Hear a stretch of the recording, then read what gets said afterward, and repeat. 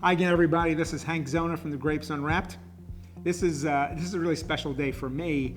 If you're at all a foodie or a wine lover, we're sitting right now in the Bouley test kitchen in Lower Manhattan in Tribeca. David Bouley was really one of the pioneers here in Tribeca, but we're going to spend some time today talking with Adrien Falcon, who is the beverage director of all of the Bouley restaurants. Adrien, thank you so much for having us in. Oh, my pleasure. Great to have you here.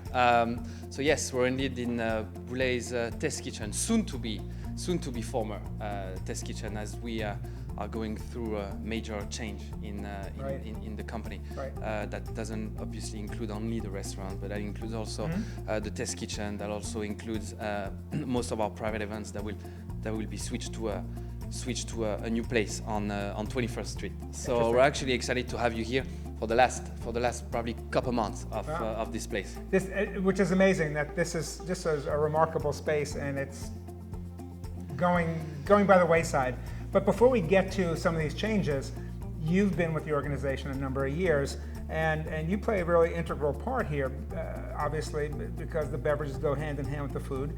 David has always been not just at the forefront, these creative forefronts, really, when you come down to Right. it. So the wine and whole beverage program really has to meet that and complement that as well. Tell us though, before we get into some of that, how did you get involved in the organization? It's been a great run. I'd say that was my first wish, being a kid. First of all, Really? New York. Okay. New York was. My mom might have still one of those drawings of the skyline I was doing when I was, I don't know, 6, 7 probably. And you grew up in Savoie, France. And I grew up in the Alps in Savoie, Okay. France. We have different types of buildings. It's Yes, mountains. yes. Yeah, they're pretty significant. they're a little different. But anyway, I just arrived here in 2007. At 21 years old, and David was the first to open his door to me, and I was a young sommelier. I was out of Paris, and I said I really want to have that American experience, which I was considering at first as simply an experience and not a project of life. And when you work with David, it's not a job, it's not a career, it's a lifestyle, isn't it?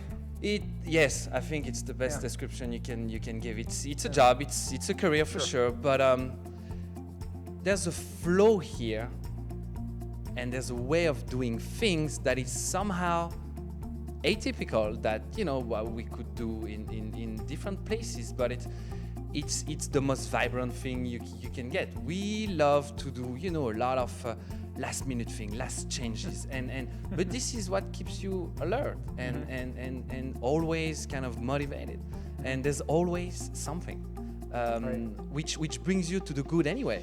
We've moved in a little bit in toward the test kitchen here, and it's amazing to think that this is going to be around much longer. What a great space it is. So reading into that, knowing this isn't going to be around much longer, tell us what Bouley restaurants are today and what they're going to look like over the next few months and couple of years. So I'll try to make it very simple. As of right now, we do have 4 spaces: the test kitchen, which is here, Bouley Botanical, which is on Church Street and White Street, beautiful private event space. Brushstroke, our Japanese restaurant, and of course Bouley restaurant, which is the flagship place. So what will happen?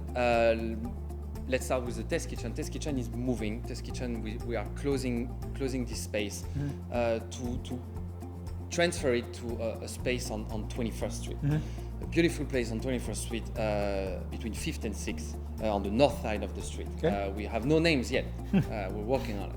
But we're right in the middle of a lot of action going on. A lot of food action going on. It's an amazing in that neighborhood right now. Yeah. Amazing neighborhood. Yeah. Very, very excited. Yeah. So the test kitchen will be there. We are dividing this space in 2. On the right side, when you will come in, there is what we're going to be calling the new test kitchen. So the test kitchen, which is significantly bigger than this actual space. We will be able to fit about 30 to 40 people more. Wow. So it's very significant. So divided in 2. Test kitchen on the right. On the left side will be a wine bar. It's the best description I can give as of right now of a wine bar. Botanical is remaining exactly as is, so this don't change anything, and so is brushstroke. Brushstroke is not going anywhere. Wine bar has been a great project we've been working on for the last almost a year. Every single seat in the restaurant will be facing one of our chefs. So you will be able to customize your menu. You will be able to ask questions, even learning just while looking.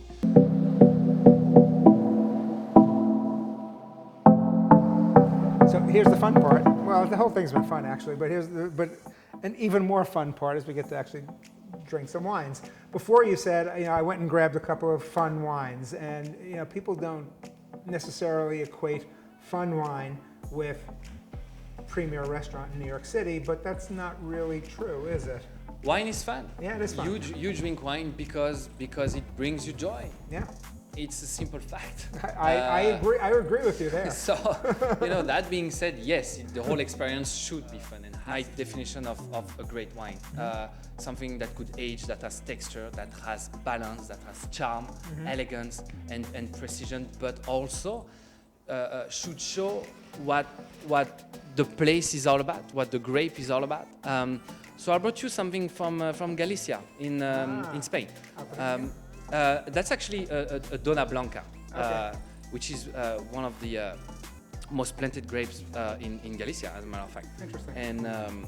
And it's interesting because it's a 2008 from Monterrey, so just that tiny area, just at the border of Portugal, really. So it gets so much influence from the sea and those saline and precise, precise taste. So that's my definition of a beautiful wine. I think a wine that has aged in the most perfect way. Cheers. Cheers.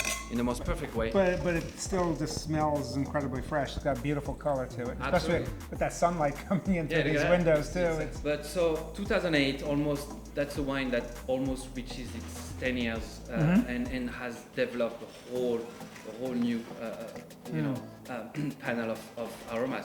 You can feel chamomile, almond paste on the nose, and then that incredibly textured. Rich. I was gonna say it's a rich tasting wine. That was the first thing that crossed my It's very rich. I brought you an example. Some winery called Minimus. Minimus is basically one gentleman, Chad Stock, makes a lot of experiments, and a lot of beautiful wines. Somehow completely off the beaten path, especially our representation of American wine.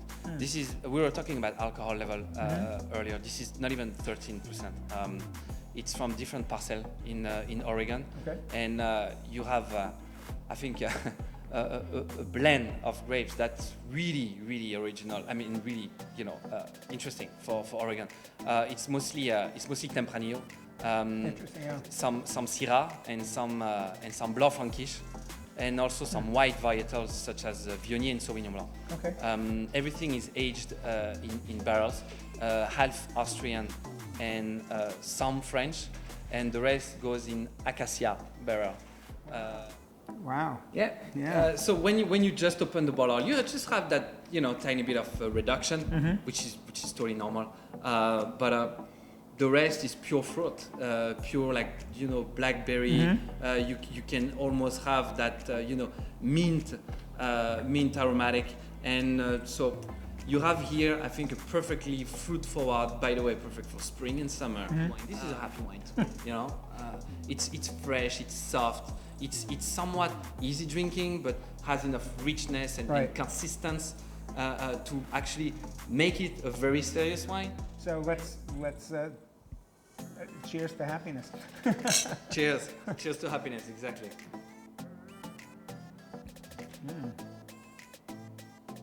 I love that aromatic. Well, this has been fantastic, Adrien. I really appreciate you taking time out and to share your thoughts, to share what you've done, what you're going to be doing, what David's been doing, and thank you. Thank you so much for having us in this great space. Exactly. And sorry most people can't do it. One more time, I'm going to take this out. I'm Hank Zona of the Grapes Unwrapped. We'll see you again next time, and I'm hoping we can bring in another great story like this. Cheers. Cheers. Because the definition of a great wine is no more about ratings and Right. the price of Right. it. Is a great wine is a great bottle that shows an identity to a place and to a grape. Here we are.